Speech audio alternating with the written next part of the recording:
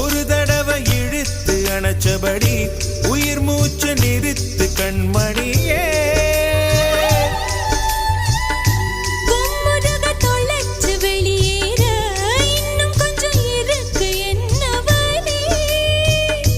மழை அடிக்கும் சிறு பேச்சு, வெயில் அடிக்கும் ஒரு பார்வை, உடம்பு மண்ணில் புதையிற வரையில் உடன் வரக்கூடுமோ?